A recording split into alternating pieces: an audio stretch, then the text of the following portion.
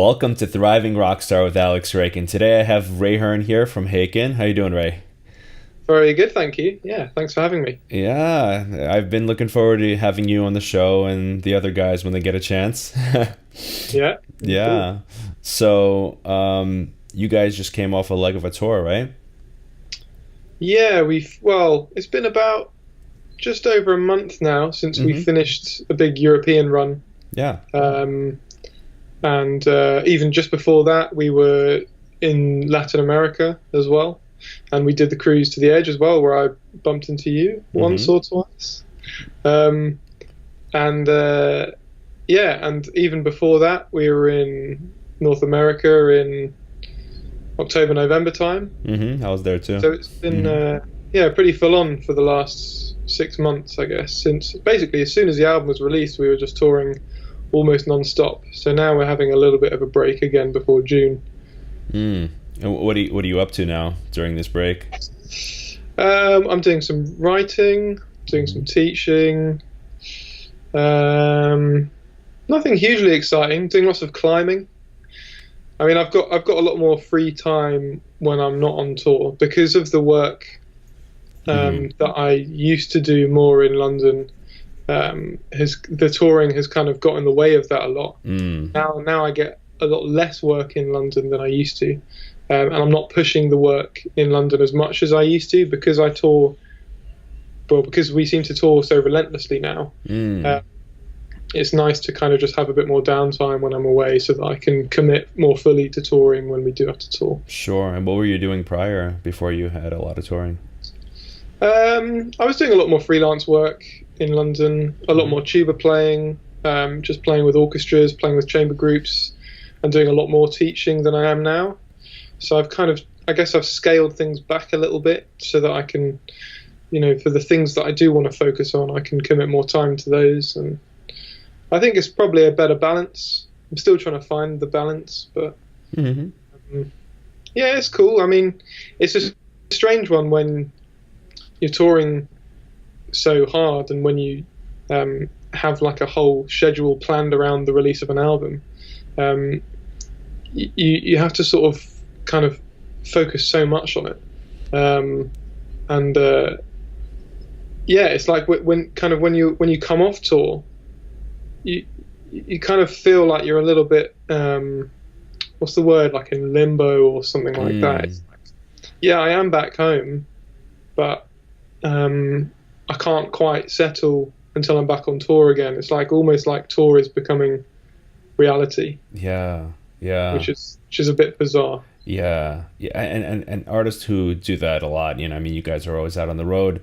Yeah, you get more comfortable being out there than at home. Mm. And one thing I'm curious about, like, you have some relationships back there, right?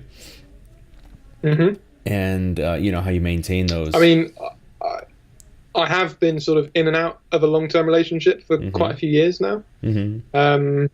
and the touring thing has really really affected that. Mm. It's kind of on a knife edge all the time. Mm-hmm. So kind of without going any deeper than that, it's a real challenge from that point of view. At least for me, it's not the same for everyone, but I think for the majority of touring musicians, it's a similar struggle. Yeah. Um, Mm-hmm. you very very rarely get a setup where the two people involved in the relationship are both kind of fine with it. Right. There's always going to be some kind of tension there, I think. Sure. Yeah, and yeah, I definitely hear that, and a lot of the people I talk to, that's a recurring theme. Or they've been in a relationship for many years, and there's that understanding that this is what I do, and they keep themselves busy. Like Casey Grillo, in my second episode, his wife painted the house when he was on tour. It's just like, it's just productive. Right. Yeah. Mm-hmm. Yeah. I mean, if you can make it work, I think. I don't know. I think I was talking to Richard about this a little bit recently. Richard, one of the guitarists from Haken, and he seems to have a really good balance, at least from an outsider's point of view. I don't know how they've managed to make things work as well as they seem to have done. But Yeah, and he has a small child. yeah.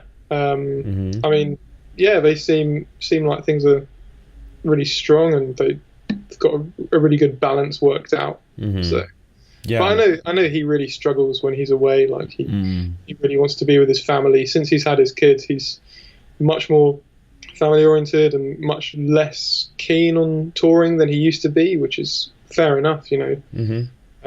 He's still very committed to touring, but when he's away, he kind of can't wait to get back again to see his family. Right. Do you see some hiatus happening at some point if like more people in the band have children? Yeah, it's nothing we've really spoken about. Hmm. I think we're kind of riding on quite a good wave at the moment. I was literally thinking those same words. Like you guys are riding a great wave, so Yeah, so keep the I think momentum. we'd be a little bit foolish to rush into something like that. Right. I think we need to find a stage when we're kind of comfortable with everything. I guess mostly financially in terms of the band's kind of supporting us. I mean, sure. We're getting to that stage, but we're not quite there yet. It's Mhm. going to take another while. It's difficult to say exactly how long, but I think we're all very happy and content with the way things are progressing Sure. on the whole. We just have to keep doing it, and I think a hiatus might be a bit risky at the stage we're at. Right. Now, when you guys are touring, that's a family in and of itself. Like you're you're with the guys like all day long, Yeah. so Yeah. I mean, that's something that we're kind of still trying to find a balance with, I think, as well. Mm.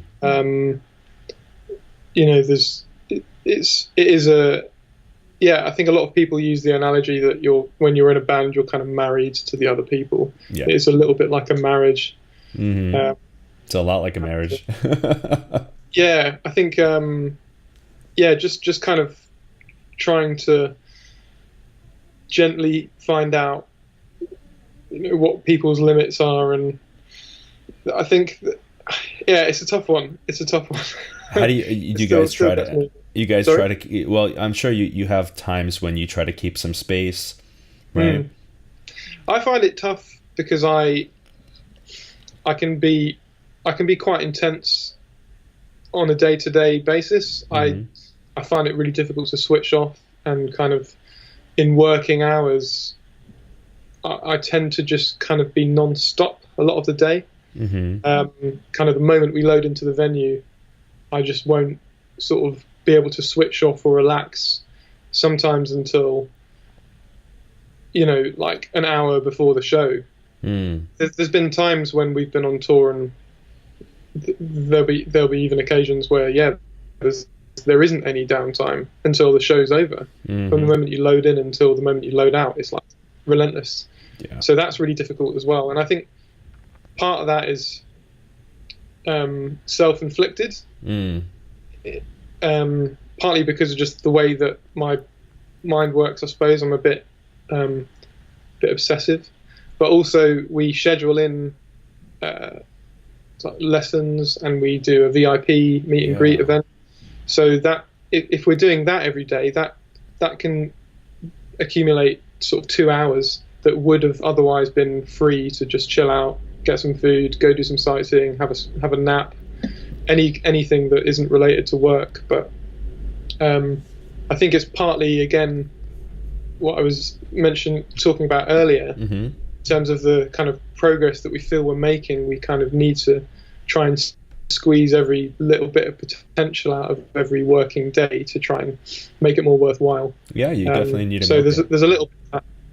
Yeah, exactly.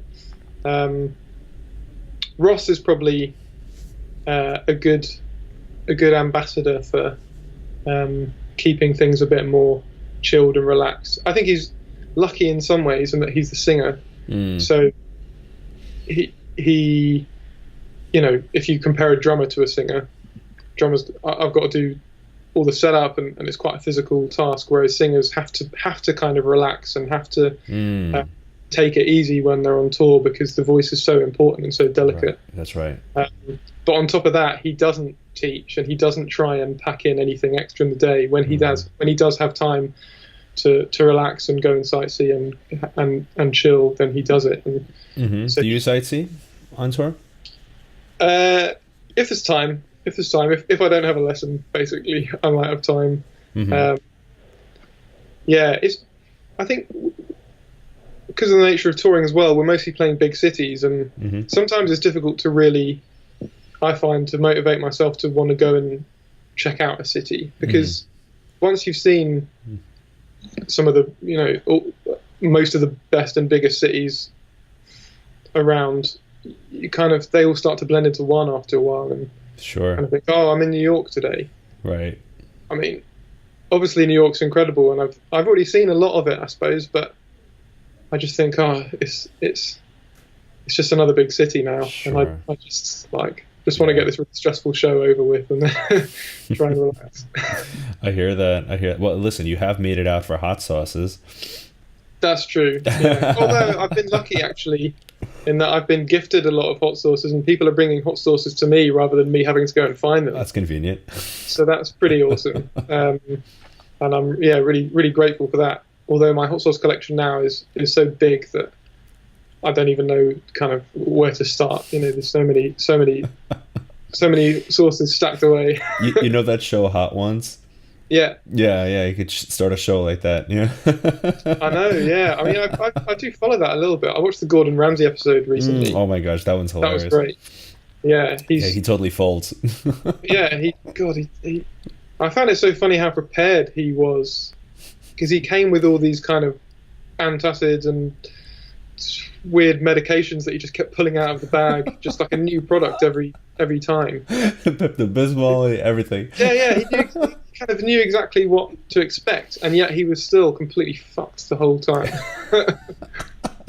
Yeah. And just watching his reaction towards the end is just it's so funny. It's so funny. And then watching like Gary Vaynerchuk on there, he doesn't flinch. He just goes through the whole thing, and he doesn't leave anything on the bone. He just completely sucks everything dry. Oh, really? Yeah, It's amazing. You got to see that one. You know Gary V, right? I don't recognize the name. He's a big guy on social media, and he blew up a wine business, his parents' wine business, to like maybe 60 million or something like that, and then he started like a whole marketing empire. I think, I don't know, I might be totally mischaracterizing him, but like he has a lot of followers. He's on the point where he's trying to buy the jets. Like he's like very interesting. But he gives people advice on how to better their social media and grow a following, and he tries to tell people to put out more content, basically. Okay. Yeah. He's very good material and constant material. He puts out like 85 pieces of content a day. Oh, yeah. Yeah, he's kind of ringing a bell now. I don't recognize the name, but I feel like I came across someone like that recently. I know there's plenty of people like that probably online, but I feel like I might have seen the guy you're talking about. Yeah, I think he's at the pinnacle of that kind of thing. Yeah. So when you're out there, speaking of hot sauce, right? In the food department, let's kind of talk about diet. You're a vegan. Yeah. Right? And how long have you been doing that? I'm not entirely sure, but probably about 5 years. Okay. Something like that. Mm-hmm. Have you ever got like panels or kind of a nutritional tests done to check like all your numbers and all that? No, that's something that I'm quite intrigued about, for sure. Because I know, that there are some risks, I guess. I had a roommate I had a roommate that was vegan for over 3 years, and then she got her numbers done, and she was like majorly deficient in some stuff, and then she had to start eating like seafood. Yeah. Okay. Yeah, but like there are people who go on for decades, being healthy vegans, but I think you kind of, it needs to be done in like a smart way, right? But what I'm curious about, for listeners here who are vegan, how you manage that on tour, and what do you eat? Yeah, well, So we kind of, well, it depends where we're touring. So, Mhm. for example, in the US, in November, October time, October, November time, we were very fortunate, I think, because almost everywhere that we played was within walking distance. Because I hate, like, I'm, I'm a bit of a I'm quite European, and I don't want to sort of jump in a taxi or drive anywhere if possible, Mhm. because everywhere over here is more or less walking distance. Mhm.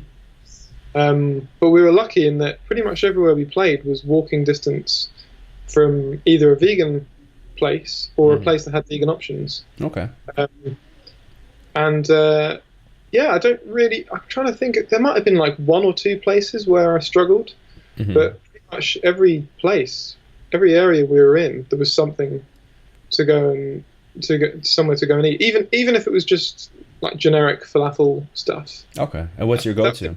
Mhm. every once in a while. Mhm. Like I remember we were in New Orleans, um, and that's the kind of place that I would think, oh, they might not be, they might not cater so well in this area, Mhm. um, as well as say somewhere a city on the East Coast or a city on the West Coast. Mhm. Um, but like a 10-minute walk got me to a place that specialised in vegan Southern style kind of Cajun food. Wow. And it was amazing. It was so good. I dragged Richard along. Sometimes I have to really convince people to come and go to this place that I've read up about. I always try and, yeah, I'm sort of scoping places out in advance to see where's good that's nearby. Mhm. And usually it pays off. Usually the reviews are pretty honest and accurate. Yeah, that place was great in particular. But yeah, in the US it was fine. In Europe, the last time we toured, we pretty much had catering at almost every venue, kind of in house, Mhm. Okay. and almost every time there was good vegan catering there as well. In fact, what you find in those cases, especially if it's like a buffet setup, which most of the time Mhm. it is, all the vegan stuff just goes, and Mm. suddenly you're just left with all the meat options because everyone's just gone and said, "Oh, that vegan stuff looks nice. I'm going to have that," and then Wow. it's all gone. Um, and yeah, I think that's a kind of common thing. You see around a lot people who, when given the choice, actually often go down that road, Mm. kind of without thinking about it. Sure. I mean, it's a lot more nutrient dense and energy packed, and so like, um, if I'm given a choice between that, I'd probably also go with the vegan option only Yeah. because the generic meat that's given Mm. places and it's just not a healthy Yeah. yeah, so like, like for at home I'll have like, my grass-fed beef or whatever, but Mm. that it's hard to find some good humane animal products, if Yeah. you Yeah. would, Yeah. I think yeah. sometimes it can be flipped on its head though, because Mm. sometimes people will associate veganism and vegetarianism with a salad, and Yeah. that's what you'll get, while everyone else gets like a really hefty meal. And then, Right. shit, I have to play a show tonight on a salad. Yeah. It's like, like Damn. we were in Finland, Mm. and the catering at that venue, I was really surprised. It was like one of the worst catering situations we've had in the whole touring cycle. And in Helsinki, I just wouldn't have expected that. Wow. And yeah, the meal was like the crappy little portion of rice with some weird tasting vegan cheese on top and some asparagus, and that was pretty much it. Wow. And then like the others got burgers and fries and stuff that would fill you up, not necessarily healthy, but like a kind of substantial meal. Right. And I was just so gutted that day, partly because we'd already flown in from the Netherlands that day and not slept at all and had to work pretty much through the day Wow. to get the show ready. So we're operating on no sleep, had to play a show to 800 odd people on, yeah, like a small plate of rice and asparagus. So, Yeah, not ideal. no, not ideal. Mm-mm. We were actually lucky as well in the US in that I managed to get a hookup with a company called Rockin' Wellness, Mm. who provide vegan supplement foods and protein shake powder stuff, and They even have this little weird green powder that's full of all these crazy ingredients I'd never even heard of, like strange mushrooms and Sure. yeah, I can't even remember some of the names of these things. You just put like a teaspoon of this stuff in your water, and you'd get like crazy nutrients out of it. That's good. So that was great that they were able. They actually provided enough for the whole band for the whole tour. Oh, that's awesome. So if we had to, if we had to fall back on something and needed a sort of backup plan, that would kind of keep going a little bit. I mean, it wouldn't necessarily be like a meal, but at least you'd know you weren't going a day without some good nutrients. Sure. Yeah, no, that's important. People, when you're touring, having a green powder with you just in case, because you never know what the situation may be. You're just moving around constantly, and that can help even prevent you from getting sick and things like that. I definitely travel with one of those. Yeah, I think we could definitely do it better. I don't know if I'm sure you're familiar with Thank You Scientists. Mm-hmm. When they tour, well, at least when we toured with them, they had a guy who was doing merch for them, but he was also their cook. And they were only touring in like a kind of van, like an RV kind of type vehicle. And they invested in this kind of electric cooker thing. Yeah. Basically like a pot that you can just throw stuff in and cook. And he would just make sort of casseroles, curries, stews, that sort of thing. Just pile in, and it would always be vegan, I think, because maybe one or two of them are veggie at least. Mm-hmm. So it was just to cater for everyone. They'd just go to the supermarket, buy all the ingredients, and he'd just cook it all up for them every day, and that would kind of be their main meal. That's wonderful. And that's such a cost-effective way of doing it on and tour. Fresh, and that's great. Exactly. Yeah. Mm-hmm. So we kind of toyed with the idea of going down that route, but I mean, in reality, I can't see us being as what's the word? Kind of unanimous or kind of all being in the same boat as far as that kind of thing is concerned. Yeah, no, one day you'll have a whole chef crew and just, full on kitchen in the bus and like double-decker bus, like those in the UK.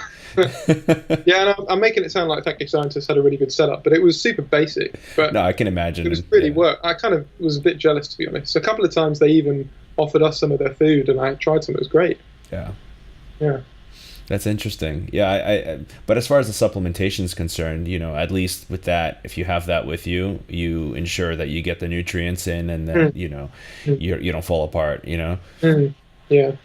So that's a very good thing. But the situations vary greatly, and you learn. You live and you learn. How far before you play do you try to eat? Sometimes you can only get some food an hour before you play, or even less. So it's important, I think, from experience, not to eat much at that stage, just enough to get your energy levels up, and then save the rest of it for afterwards. I tend to try and eat like max 2 hours before we go on stage. But even if it's 2 hours before, I don't want to have loads of food. Yeah, I'll often try and even prepare something, or like split the meal that I bought, or buy 2 meals and just have something ready for afterwards. I'll often eat more after the show than before the show. So. Sure. Yeah. Sure. Okay. Do you work out on tour? Besides the playing, because the playing is pretty physical. Yeah. I don't know. I'm not against the idea, and I wouldn't mind trying to find some time to do it, but I just don't know if. Yeah, for a start, the schedule is so full, as I mentioned. Yes. And it's the sort of thing that I don't know if it would just kind of wear me down. I'd have to find like a good balance between not doing too much and doing enough to make it worthwhile. Right. And generally speaking, I try to sleep in as long as possible now. My general routine is just sleep until I have to get up for load-in. I'll try not to get up early. Because we're often going to sleep at like 2 a.m. is an early night on tour. And that's not even kind of staying up drinking. It's like by the time all your work is done, and you want a little bit of downtime on the bus, half an hour or an hour max, it's already 2 or 3 a.m. Mm-hmm. And it's, yeah, that kind of, after a while, that kind of wears you down, because then your wake up time is like 11 or 12. Yeah. Want a good hour, a good night's sleep to really recover. Then it's time to work again. Sure. So it's tricky to get that time in. I think if we were able to get more people involved in our show setup, so that that usually takes up 2, sometimes 3 hours of my day alone, just that kind of side of things. Yeah. Then yeah, sure, I'd have more time to do a light workout. Yeah, I just, at the moment it's not really possible, I don't think. I hear that. And what happens, say like just the 20-30 minutes before you go out on stage? You have a process that you go through? I don't have a strict routine. I don't want to be kind of limited in a way by something that I have to do, otherwise the show won't go right. Because I've been in those situations before, and I know some musicians do work like that. They say, "Oh, I have to do this half-hour routine, and it has to be like this." And if it isn't, then it can kind of get in your head. Yeah. It does for me anyway. If I know that I haven't done this, and this before the show, then I'm like really. Then I know that the show is not going to be what it was last night. So I've actually started warming up for less time. I used to think that kind of 45 minutes minimum, 45 minutes to an hour, hour and a half if possible, warming up time. And now I'm trying to limit it to like 20 minutes, half an hour. Just really basic stuff, running through some of the trickier moments, just on a pad, and then just stretches, just some gentle stretching. I think the stretching, to be honest, generally speaking, tends to have a better effect on things than the warm-up. The stretch and the relaxation element kind of, I find, actually try not to do anything, just relax and get in the mindset of the show often seems to have a better impact on the performance than the actual warm-up. Yeah, no, you don't want to ramp up to the show. If anything, you got to kind of calm down, so you're just at peace. For me, I meditate, like I try to get like 15-20 minutes in a green room, and then at showtime, Yeah, absolutely. Yeah, I think so much can be said for that, and I think a lot of people just don't give that any time or give it a second thought, because it's all about getting.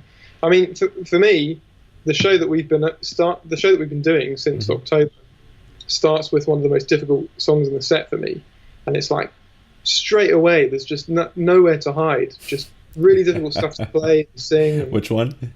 The Good Doctor. Oh yeah.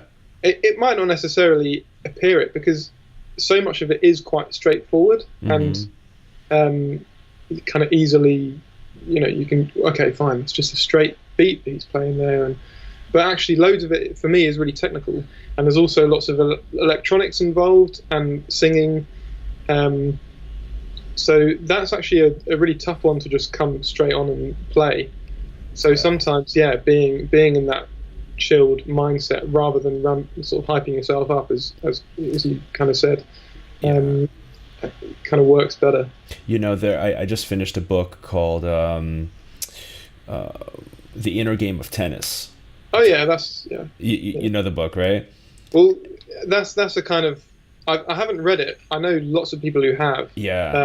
But it's because I was at music college in London, and it's one of those books that everyone just says, "Oh, you've got to read." Yeah, and it's funny because it's just like it talks about two different selves. The self one, the analytical self, and you think that, okay, the way you play well is that you have to remember to do this and that, but it's the letting go and letting the self that you already know that you have this stuff in your body, and you just have to trust it and just quiet the mind and let it do its thing.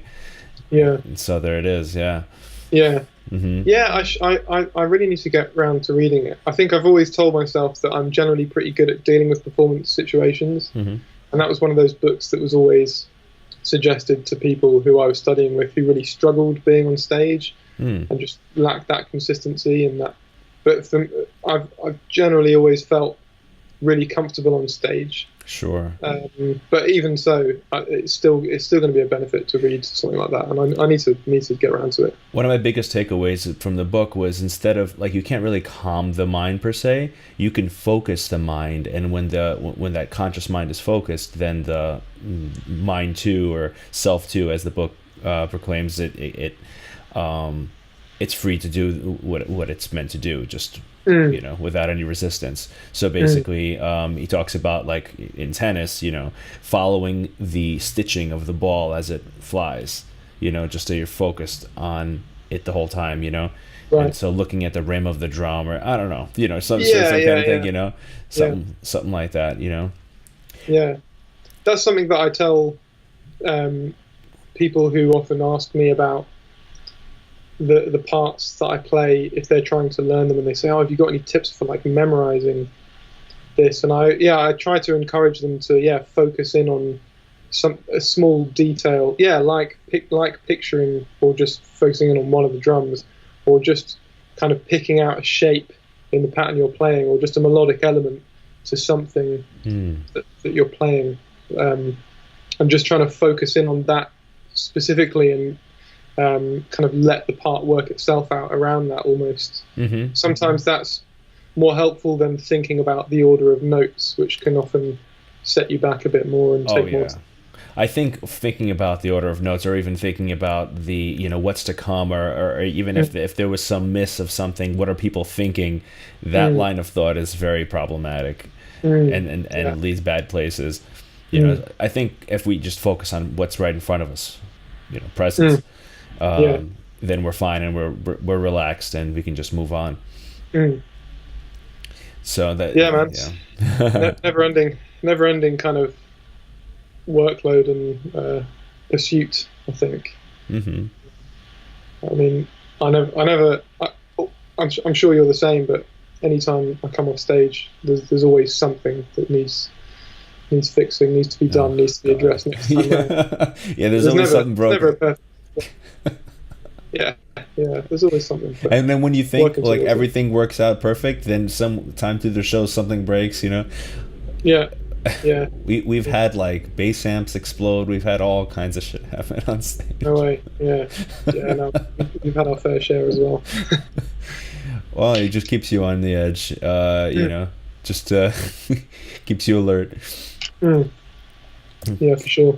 So as far as supplementation, you've mentioned, like, green powder and things like that. Are you just regularly taking a multi or anything like that? I don't take a multi. I've got basically a protein powder at home. Okay. In fact, I've got one here which I haven't even opened yet. Oh. So this is one of the ones that isn't open yet. Performance protein by this company called Form. This isn't an endorsement. I've just you can see it with the light. Yeah. This one's a chocolate peanut flavor.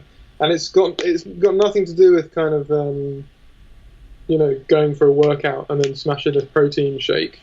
I have this with my breakfast every morning, like so. Sure. So this has got all sorts of nice stuff in it. Organic pea protein, cocoa powder, natural flavorings, brown rice protein, hemp protein. That's a really good one. Yeah, that is a good one. All sorts of stuff. So I'm in a routine now where I basically make a kind of milk or a kind of smoothie type thing every morning that I will then have with fruit and grains and muesli and stuff like that. Oh, nice.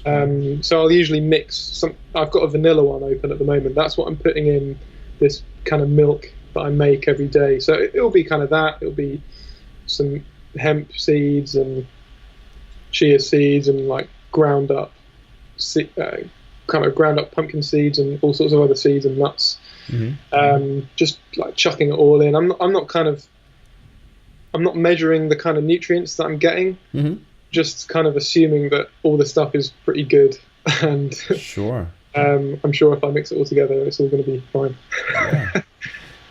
Whatever works. Yeah. Let me ask you a question, more fundamental question on in that direction, food and stuff. Like, what was the thing that made you go vegan? Um, Initially, it was the girl I was with. So she was vegetarian, and then she decided to go vegan. And all the while, I was a massive meat eater. Like, I used to just be a huge carnivore. I used to eat way too much meat. I'd go out and do like burger eating challenges and that kind of thing. Okay. Oh yeah, I was quite obsessive, and then she just turned me on to a lot of material, a lot of like documentaries and studies, and just all this like research. Obviously, there's tons of that stuff online. It's kind of there's so much of it, and sometimes you don't know how sort of seriously to take it. Yeah. Of course, because a lot of it is, like for example, footage of farms, and there's actually no kind of information on what the farm is, where it is, when the footage was taken and stuff. So I'm always quite skeptical about that sort of thing. But yeah, nevertheless, I thought I'd kind of read and seen my fair share of things. I watched this documentary called Earthlings, and that really hit me pretty hard. And I used to just turn a blind eye to it's really focused on animal cruelty, that one. And although I've always sort of considered myself an animal lover before then, I was just sort of turning a blind eye and sort of taking for granted the fact that I was in the UK and that I'm sure everything was fine over here and there's no kind of animal issues in this country. And yeah, it was just a kind of snowball effect from there. So really soon after watching that in particular, I went veggie, and not long after I went vegan. So it was gradual. It wasn't sort of straight away. I just started sort of buying less meat and only eating meat when I was eating out. And if I was going to buy meat, I'd only buy like the best possible meat I could find, and that's really expensive. So then I stopped doing that. And then, yeah, gradually it just sort of all fizzled out until I was trying not to eat any animal products at all. Yeah, I hear that. Yeah. So, I have considered it, but, I've read a lot of, opposing things, and so I've sort of, stuck with what's good for me and stuff like that. Cause even, like I've heard, I don't know if you've heard this, where, to make a lot of the crops that are used in like soybeans and stuff like that in vegan products, there's combines killing a bunch of animals, so it's just like, yeah, I know the soy industry is pretty problematic. I think I eat very few kind of soy based products, to be fair, and that's all. You also find those kind of ingredients going into a lot more sort of processed stuff, like vegan alternative meats and cheeses and all that kind of stuff. Do you avoid which again that? They're kind of things that I try to avoid. Okay. Yeah, I mostly eat whole foods. That's good. And I cook a lot. Cook in big batches and freeze it so it's all ready to go. That's good. And I try to avoid buying anything that's already been cooked and ready prepared where possible. But it's quite tricky now because the supermarkets are just filling up with all of these new products, and I'm sort of walking through the aisles and saying, that's new, that's new. It's just filling up with vegan products all the time. And I kind of, sometimes I can't help myself. I'm like, I want to try that. Sure. I'm going to buy that today. Yeah, but it's like vegan lasagna or something, Yeah, exactly. I have to try it at least, and then I know, and then I won't buy it again. But most of the time, I'm just buying just kind of basic stuff and cooking from that. Sure. Really. Sure. Yeah, and yeah, I mean, it's working for you. That's the main thing, and. If I would get a panel done just to kind of make sure that if you need to supplement something extra or something like that. Yeah, I think I should. I've actually been meaning to buy some sea kelp. Some sea kelp. Well, not supplement, like in like tablet form, because I think Sure. they're really good for getting iodine, which you don't get Right. Right. in the Right. fish And some oil. omega 3. It's a little bit more bioavailable Yeah, with that. I think you get that with hemp though, right? Not the from the seeds, hemp, flax. It's not as bioavailable. It's very like locked in, and it's hard to actually Yeah. absorb it. So the kelp is one of the best Mm. sources. Yeah. So. Right. Yeah. Hmm. I've been meaning to get some kelp. Yeah, Uh, there are vegans who are also starting to eat mollusks. Now I know that okay. that's technically it's a shellfish, but Mm. it's not one that feels pain, and if Oh. it covers a lot of the things that are missing, Mm. oftentimes, if not supplemented for. Mm. So yeah, there's a lot of different things. It's very interesting. So let's kind of change gears a little bit.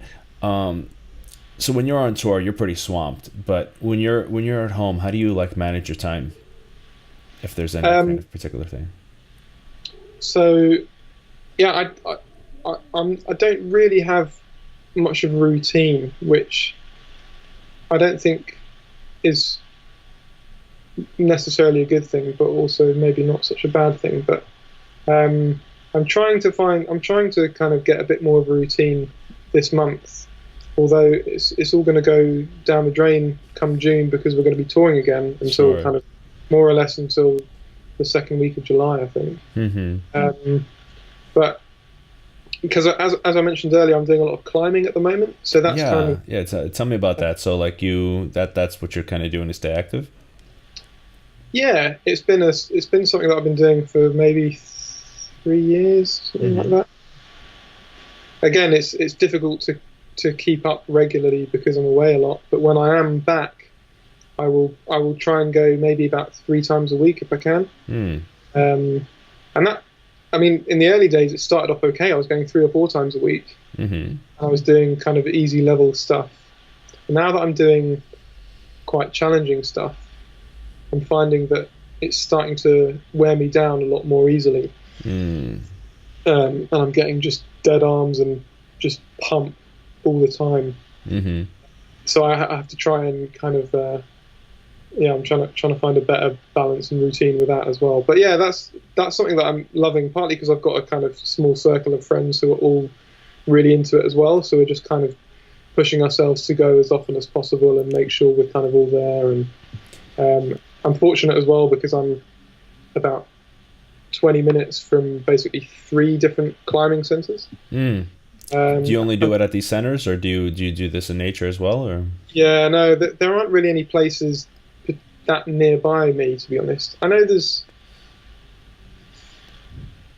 I know a few of my friends did go somewhere like last year, but one of them broke his leg at the time. So Uh, yeah, so I don't think they're looking back to go there anytime soon. yeah, it's a big But risk. yeah, these places are the indoor places are so good, and one or two of them in particular, the setting and the way that because I only do bouldering, I don't do climbing with ropes. Mm-hmm. So it's kind of bouldering only, and some of the setting is great, and there's such a diverse range of different kind of climbing at these places. Mm-hmm. Um, Is that and your because, exercise that you're doing, or are you working out besides that? no, kind of mostly that, and then I'll just Mm-hmm. try and get out for a walk most days, Okay. just a kind of short walk. But, Mm-hmm. yeah, I could definitely be doing more of that. I'm sitting a lot at the screen, staring at stuff, doing loads of admin. Yeah, Yeah. that's a big issue, I think, for me, actually, just I screen hear time. that. Yeah.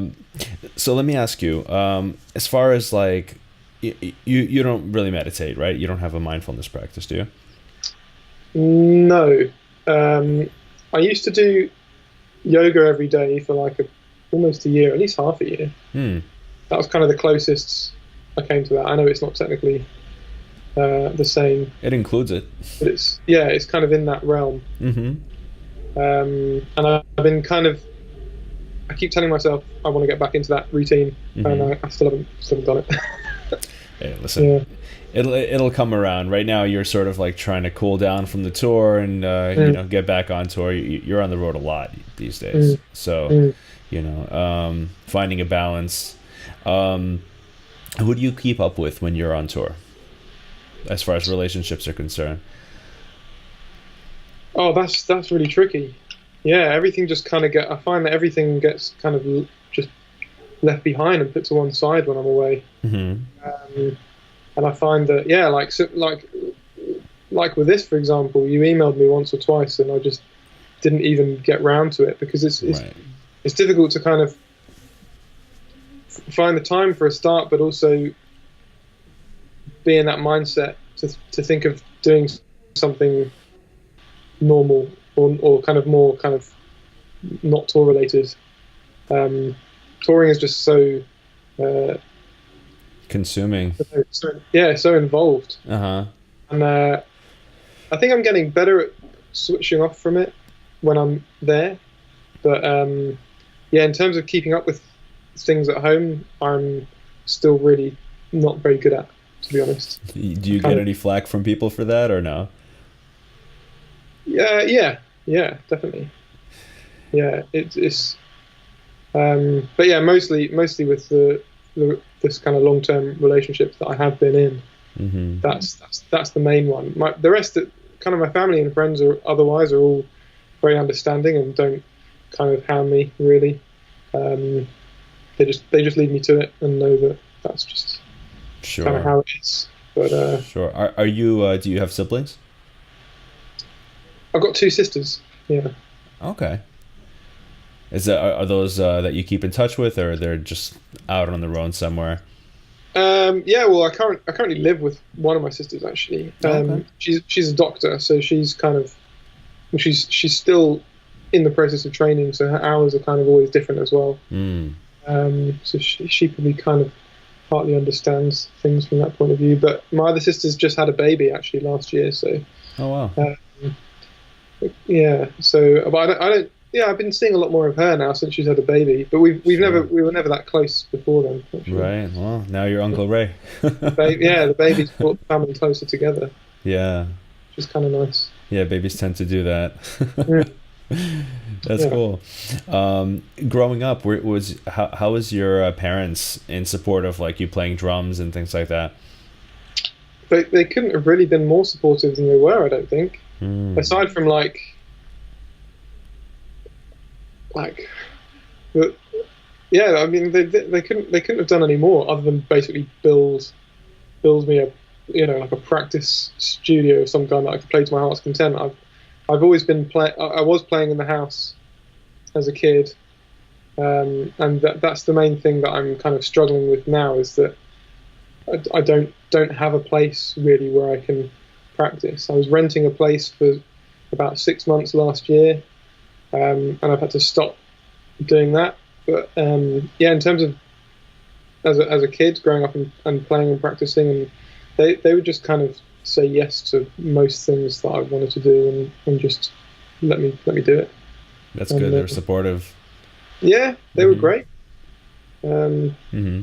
couldn't have asked for any more, really. That's good. Yeah. And so like when at which point did you decide, okay, I'm going to take music as a career? Um, I guess it was around the age of kind of 16 or 17 when you're getting kind of told by the people higher up at your school that you've now got to start thinking about what you're going to do for your career and start choosing the subjects that are going to help you reach that goal. And I was just kind of thinking, well, I kind of only want to do music. I don't know what I want to do, but I just want to keep doing music. Because at school I was playing the tuba, I was playing drums, I was singing in choirs, I was playing in orchestras. I was kind of doing as many things as I could do at school Hmm. musically, and I just wanted to keep doing that. So then I just went to a music college to try and keep doing the same thing. Hmm. Uh, Unfortunately, music college doesn't work like that over here, and you No. have to be really specialised. So I had to specialise in being an orchestral tuba player for like 5 years, Wow. which I loved doing, and I did as well as I possibly could. Hmm. Um, but it meant that the drums were kind of took a back seat. Mm. Aside from anything Haken related, I'd always kind of, Haken was kind of the only thing that I was doing as a drummer, and kind of still is really. Hmm. So, yeah, the tuba was like the main focus. How old were you when Haken was became a thing for you? Well, I joined Haken around that time when I wanted to be a musician, around 16. Mm. And it was always, we always joked at the beginning that we were going to be like the biggest and best band ever. I think that's just a classic band, like banter thing to have. But it was always just, oh yeah, we're gonna take over the world, like from as soon as we started. It's a good motto. Yeah. And it didn't matter how kind of sarcastic or ironic or taking the piss we were being. That was what we were aiming to do. Sure. And well, what was the action behind that? You guys practiced a lot, I'm assuming, together.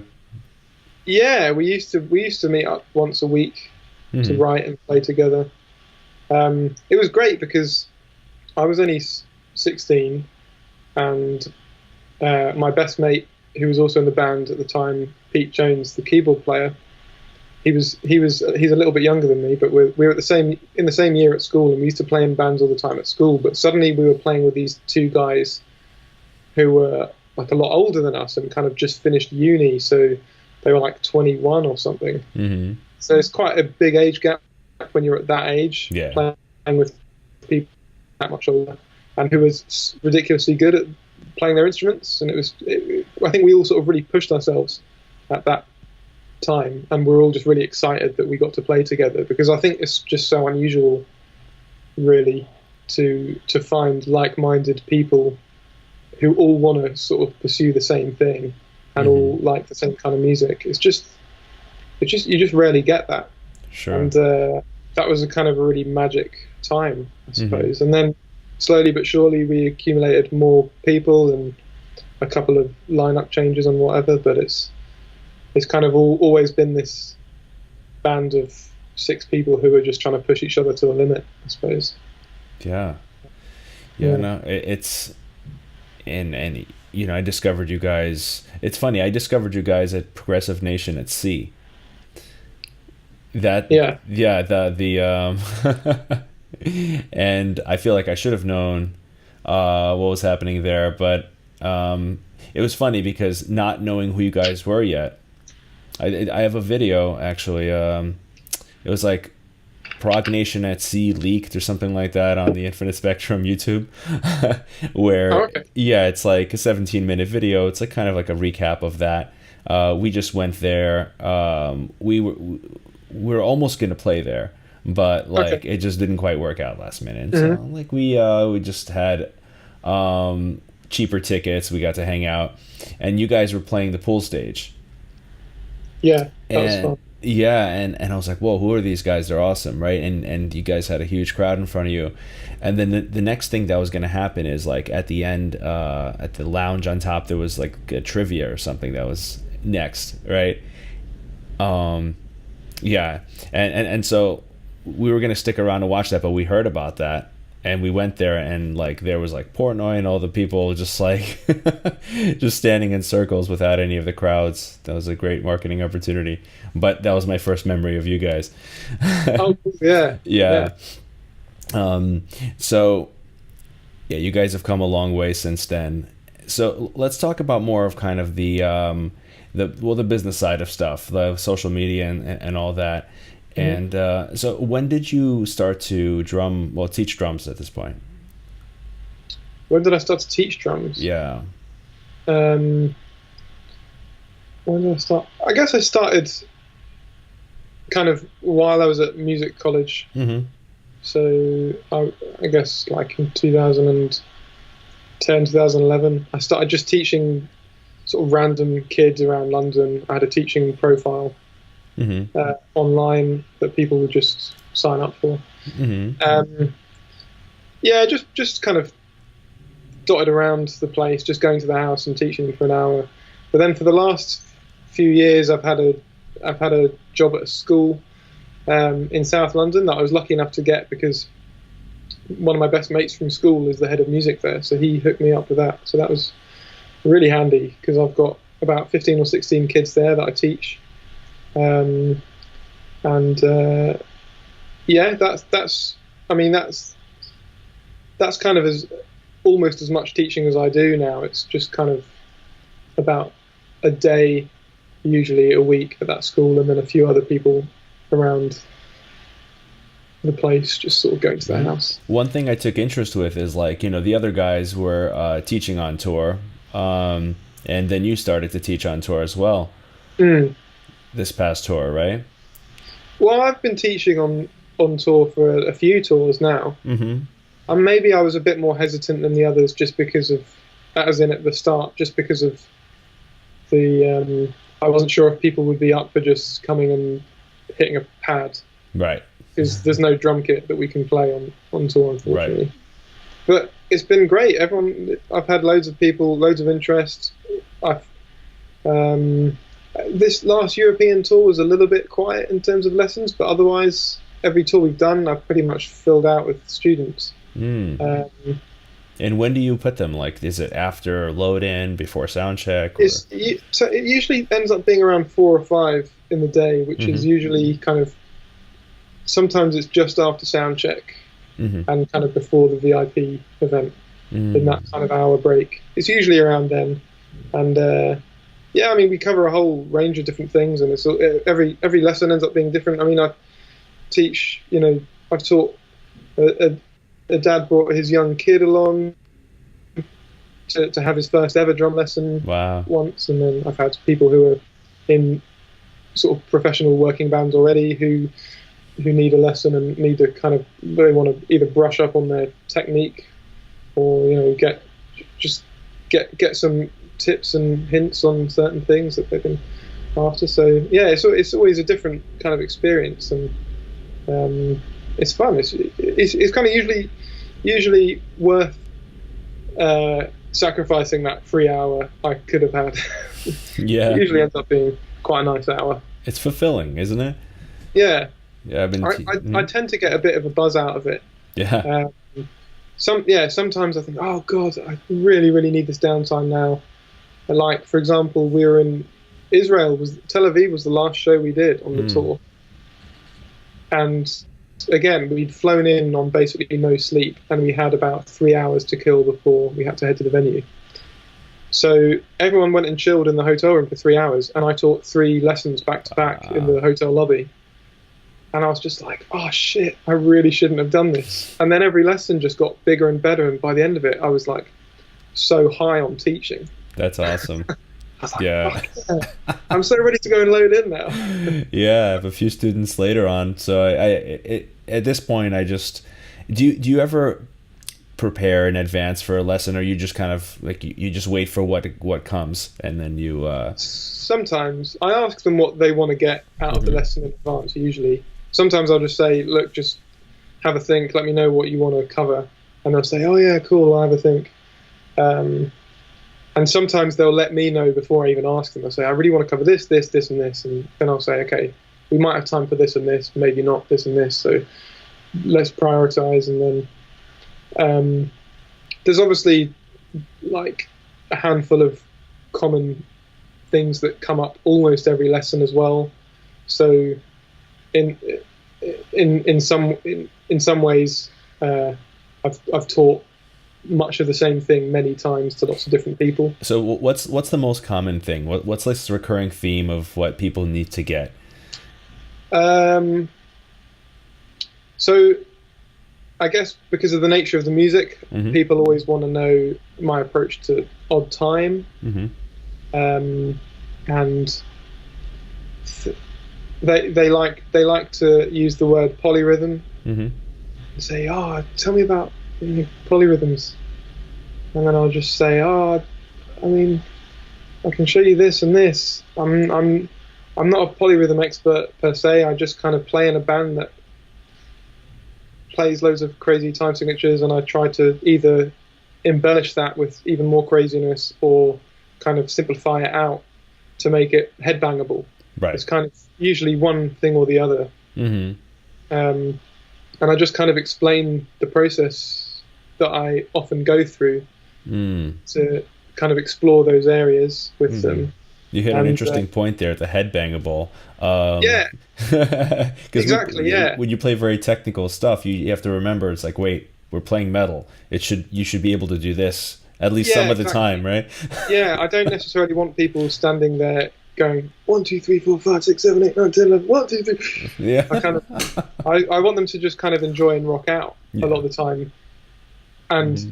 and know that they're rocking out to really crazy shit, Right. and not necessarily understanding it because they don't need to, because there's a pulse in there that they can just headbang to. Sure. Sure. So a lot of the time I want to go down that road, and then when I feel like I've done that too much and want to do the opposite, then I'll go as far as I can in the opposite direction. But then I have to explain to them as well that I'm finding all these patterns and things that I keep latching onto that I don't want to end up being predictable. And I show them, this thing I do that's predictable, this thing I always do throughout all of these songs and throughout all this album. So then this new album is going to be something else. And just trying to, give them an idea of my thought process, and then give them some sort of basic exercises to introduce them to those approaches, really. Right. Now, like, from a business perspective, having some lessons out on tour definitely helps.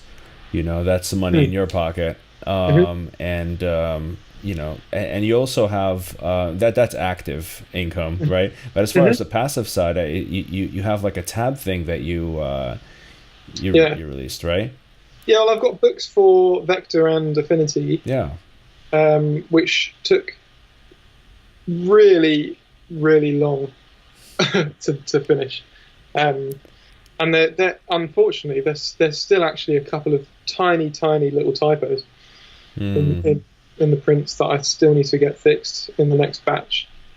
But ignoring all that, I've been told actually recently by someone who buys lots of the Sheet Happens publications that they were really impressed by my books, and they're much better. So I have never even seen the Sheet Happens stuff, but I just know that they're kind of the sort of main name in our field when it comes to kind of tabbing out people's stuff. Sure. And I was really tempted to go down that route, but I just didn't hand over the control. I wanted to do it all. That's a really nice little trickling in income. Sure. Yeah. And is there anything else like that? Not as kind of regular and reliable necessarily as books. I'm transcribing Visions at the moment to get that done. I mean, I started on that ages ago, but I want to get that done because for some reason that's the one I get the most requests for. Yeah, that's a popular album. That one. Yeah, and it's weird because I'm transcribing it now, and it's ridiculous how simple it is compared to Vector and Affinity. Oh yeah. I'm just scoring out thinking, God, this looks so easy on the page, and then you compare it to a page of Vector, and it's just like just a black page of notes. Yeah, they're quite different. But, yeah, but no, there's nothing else that's kind of as good and regular as books. I mean, I'll sell bits and bobs, heads and sticks and things like that, but I'm by no means a sort of big enough name to be really making a living out of that kind of thing. Well, I mean, you build up the product, so then when you guys do grow further, you have something to, you have something on hand. Yeah, exactly. Yeah, once it's done, and as long as Haken keeps doing what we're doing, hopefully, then it's just going to be gradually. They're kind of always going to sell, which is great. Yeah, and the fact that you guys tour all the time, and it's because you have to tour all the time, right? I mean, yeah. You want to play, I'm sure, but it's challenging. So I mean, one of the things I cover on the show is the fact that musicians have had to tour much more in the past a couple decades Mm. than previously, just because of the loss of, you know, Yeah, album sale income. yeah. That is definitely where the money is for sure. The touring. Yeah. Um, Mm-hmm. You know. and Mm-hmm. yeah. So, you know, these new streams of revenue, you know, are definitely important. You know, do you guys have any subscription stuff in mind? No, it's not something we've really talked about much. Mm-hmm. And it kind of depends what it is as well, because we've got certain limitations kind of stated in our contract. So, Mm. for example, we can't crowdfund anything, I don't Oh, think. you can't. No. That's interesting. Yeah. I think Mm-hmm. we wanted to maybe we wanted to crowdfund the live album, possibly. Mm-hmm. I remember speaking to the label about this at a time when we wanted to crowdfund something, and they said, you can't do it for two reasons. It's not allowed in your contract, and it also doesn't send the right signals, apparently, from a business point of view. You don't want to be seen to be a band that needs funding from your fans. You need to, or I guess that's the wrong way to put it, but you don't want to look like a band that's kind of short on money. You need to be portraying yourselves as a band that's, bigger than you are. Hmm. Which I think is what most bands do really well nowadays. Sure. Yeah. But the reality is usually quite far from what the fans. Yeah, it's pretty crazy, isn't it? We put on Yeah. this facade yet. Um, Yeah. it's every aspect of it. It's like even when you're in person, you know, you have your VIP, you have, you know, and then you play on a stage, right? Yeah. Elevated at 6 feet high, you know, Yeah. all the Yeah. lights on you, you know. Yeah. It portrays that image, and I mean, it's in a way it's an important image to portray, you Yeah. know, because people want to they want that experience, and they want to be taken by Haken. Yeah. Yeah. Yeah. Yeah, Yeah. I think on the whole it is a good thing. Mm-hmm. But and it's also nice that when we do the VIP thing, for example, we do keep it as casual as we can. Mm-hmm. We try not to make it kind of band fans and keeping it separate. We try to mingle and keep it as kind of casual and personal as possible. Yeah. And we usually get quite good feedback because of that. Yeah, yeah, and you guys are very personal with the fans, and I think that's very important nowadays. Mm. Yeah, I think we just have to be realistic, and it helps. It's nice to kind of know your fans to a certain extent. Yeah, I think Obviously, there are times and places for it, but I think it's integral to the current age that we're in. You know, it's you know, you go on a live chat or whatever, and you know, you're engaging directly with your fans. You know, so we're a lot more connected to them.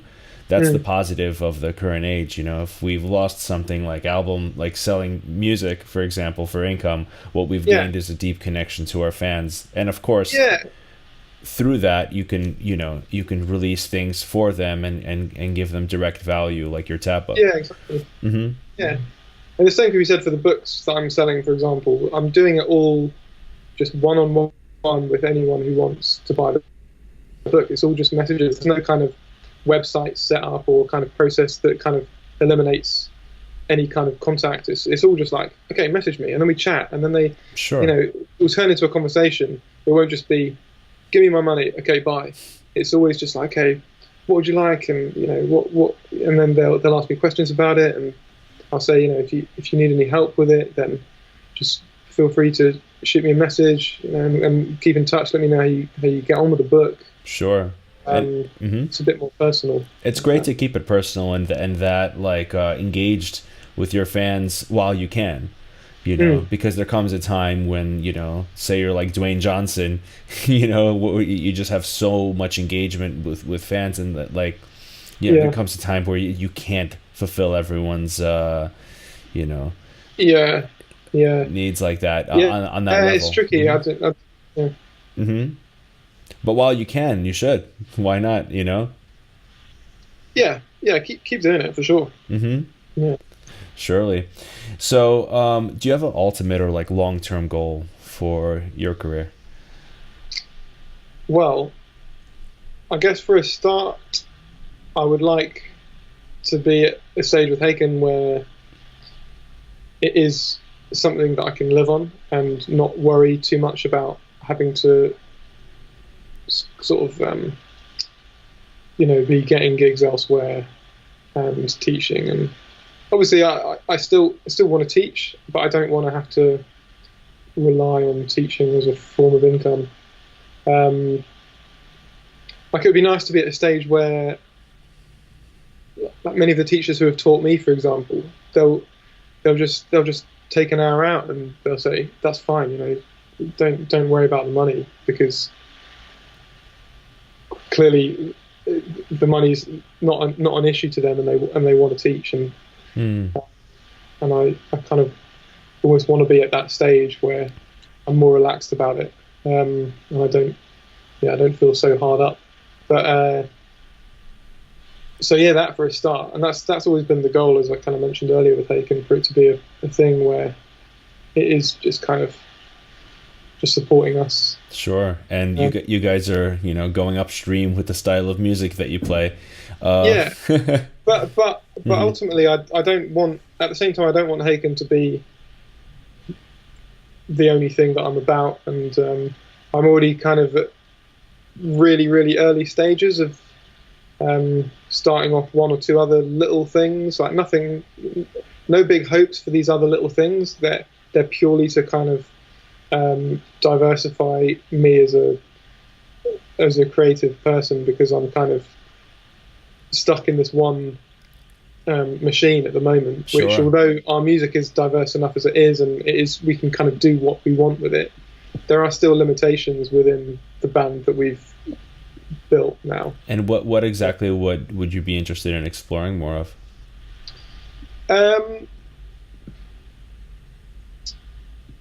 Well,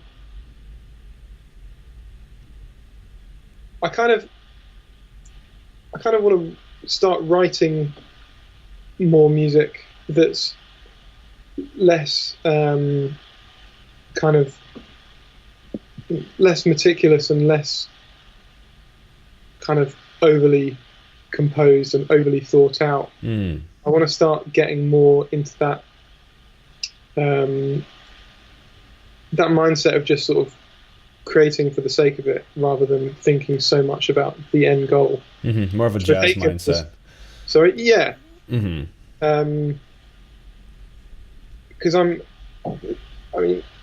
Haken is so over the top in that sense. We're under a lot of pressure to make a better album every time. We kind of know we can do it, but it doesn't make it any easier. It's like it's a lot of pressure. Yeah, you're on the ball. Yeah, and I want to be making music with other people that doesn't have that pressure and kind of allows me to just go in whatever direction I want. And obviously, every musician kind of gets to that stage. It's happening all the time with people who are in bands. So I still don't know exactly what I kind of want to do, like, kind of specifically from what you asked, but I just want to. I'm now just sort of making other music and just see where it goes. Right, the inner nudge is there to explore that some territory. So but mentioning jazz is an interesting one, because I'm not a jazz musician by any means, but I listen to more jazz music now than almost anything else, and I have been doing that for a few years. I listen to very little metal. There's only like a handful of metal bands that I really listen to, and I even play in a jazz group of sorts, where everyone else in the band is crazy good and amazing at jazz and improvisation, and I'm just kind of lagging behind on the tuba, just trying to keep up, sort of thing.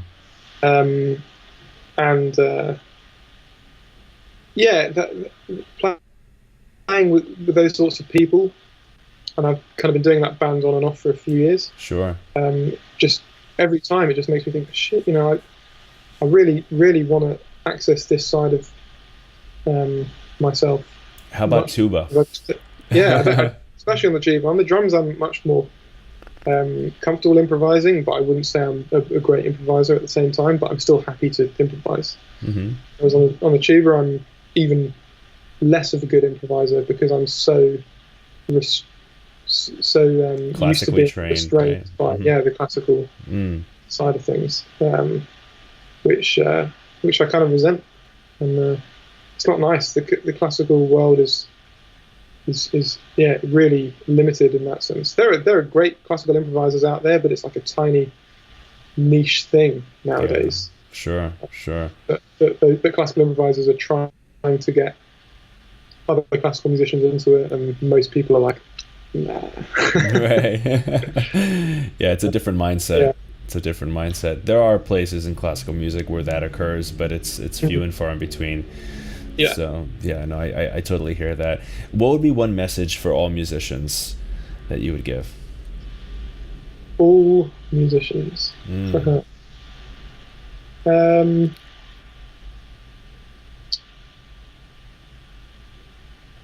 mean, there's the classic sort of keep going.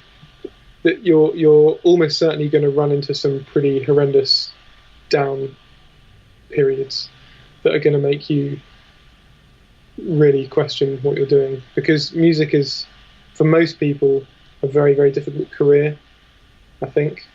I kind of have been able to see both sides of things with Haken and as a classical freelance musician in London. And the classical thing is like, doesn't matter how good you are, it's like you could just be sitting at home and wanting to give up and not getting any gigs. So yeah, persistence, finding motivation. I think another thing is making sure that you're definitely on the right track by not just sort of blindly trusting yourself, but actually getting guidance from other people and not being complacent by basically not having lessons with other people, and not, or if you're writing music, for example, or performing or whatever, just making sure that other people are hearing and assessing what you're doing, not just thinking. Right. Bounce it off of people. Mm-hmm. Yeah. I think you've got to interact and mingle and make sure that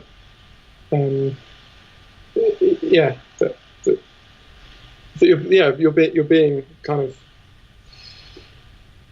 being listened to, basically. That's important. Yeah. Even if you're not getting paid to be heard, you need to get sort of guidance from other people, I think. Sure. Or you'd have to even pay sometimes. You pay for a good lesson. You have to invest. You have to invest. Of course. You're not going to get you're not going to make it for free. Right. Yeah, I totally agree. I hear that. So I won't take any more of your time. Ladies and gentlemen, Ray Hearne of Haken. It's been great having you, and when you guys come around, I will definitely come out and we'll hang out. Yeah. And I'm sorry for waffling and being very monotone. No, it's okay. No, like you're going in, It's all good. Yeah, I hope no one's falling asleep. If they have, maybe they're waking up now and they'll rewind and hear the treasures within. All right. So we'll see you next time. Cheers. Thanks, Alex. Cheers.